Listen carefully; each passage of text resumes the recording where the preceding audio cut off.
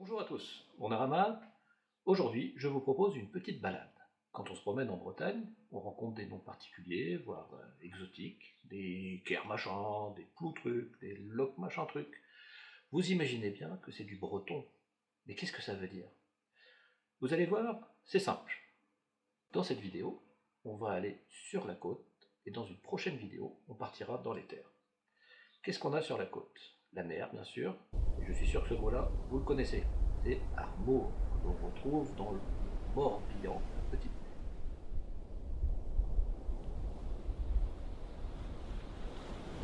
Vous entendez le bruit des vagues? Là, derrière moi, sous nos pieds, il y a du sable. Et oui, vous le connaissez aussi peut-être, c'est 13. Vous connaissez au moins Pen 13, le Trésir, ou encore Plounéour 13. En bord de mer, il y a aussi des rochers. Carrec.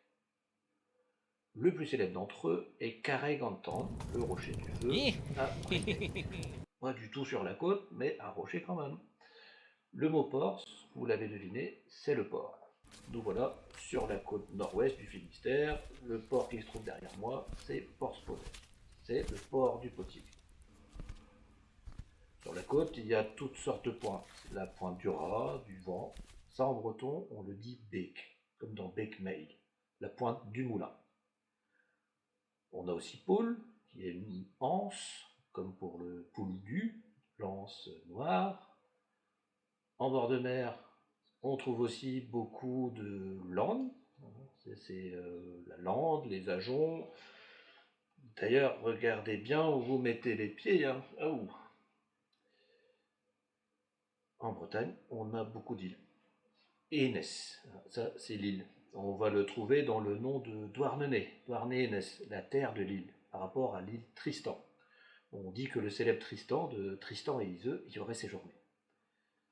Parfois on peut tomber sur des lors, hein, lorwen, lor louriec, alors même si on peut le rapprocher du gaélique d'Écosse, comme dans Loch Ness, il ne s'agit pas ici d'un lac avec un monstre dedans. C'est un étang en bord de mer et qui est fait d'eau salée. Pas de monstre donc, malheureusement. Pour les étangs en eau douce, ce sera Stank, comme dans Stangalar, par exemple à Brest. On continue dans l'eau, on n'est pas les pieds mouillés. Pour la rivière, c'est Ster, un terme bien connu des Quimpérois. C'est ainsi que l'on nomme l'une des rivières qui traversent la ville. Autre cours d'eau, Aber. C'est une ria, une rivière dans laquelle remonte la mer. Et pour traverser un cours d'eau, on emprunte le gué, Roudour.